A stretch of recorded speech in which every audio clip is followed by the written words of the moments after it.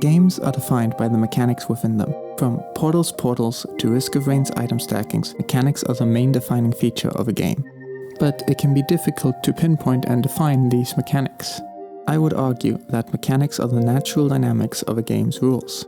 And I don't mean the don't dig straight down type of rule. Rather, rules are rigid, static constants defining how a game operates. So if I push right, my character goes right.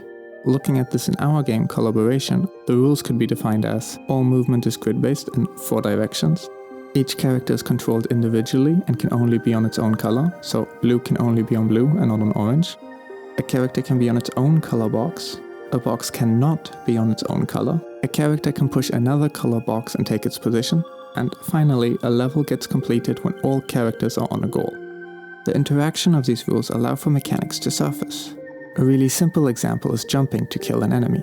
The rules you have is that there is a constant gravitational force, the player can press jump on the floor to get vertical velocity, and when the player is touching an enemy from above, the enemy dies.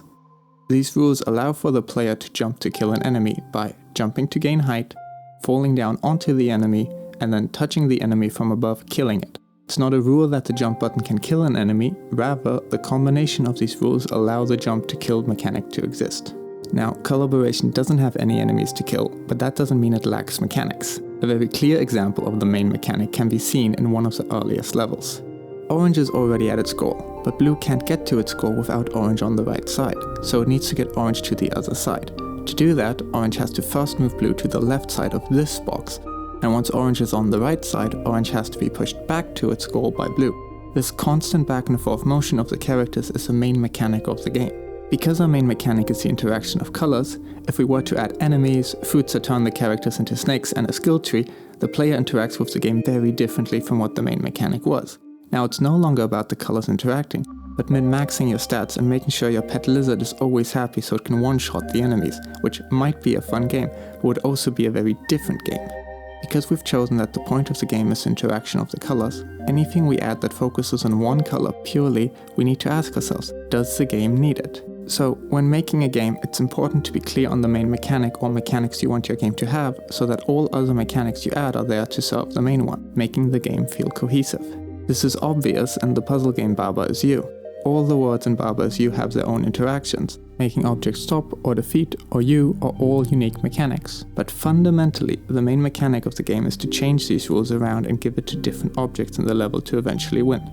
All of these smaller mechanics exist to accentuate the main mechanic of changing the rules. So back to Colorboration, there are a multitude of mechanics present. There are white tiles, cracks, ice, multiple characters, and white boxes. A white tile or white box allows all characters to move on the space, whereas previously characters could only stay on their respective color. This aids the main mechanic, as having the characters and boxes share a tile allows for more possible color interactions. Cracks and ice aren't unique to Colorboration and don't seem to aid the main mechanic directly. There are some cases where they do, like a white crack making it so that characters can save each other with boxes, but mostly what they do is aid the level design and allow for more possible interactions to occur. In this level, the ice tiles allow the player to either push the box 1 tile, 2 tiles or 3 tiles, depending on where the other character is standing. Even though the ice tiles aren't necessarily color interactions, they allow for the box to be pushed a variety of tiles depending on the other colors. Sometimes the tile is purely there for level design. The crack tile here doesn't aid the main mechanic, but works more as a one-way. The focus on this level is not how do I use the crack to my advantage, it's still color interactions. The crack's purpose here is making it so that if green wants to push this box down, he can't later go back into his starting position. With all that said though, this doesn't always mean that the game should only ever have your main mechanic.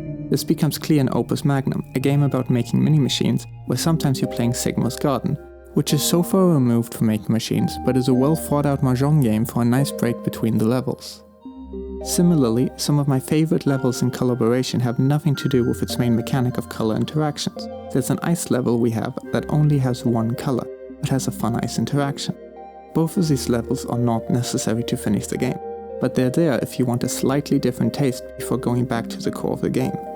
All in all, the interactions of rules make mechanics. Mechanics in a game should be thought out and have a purpose.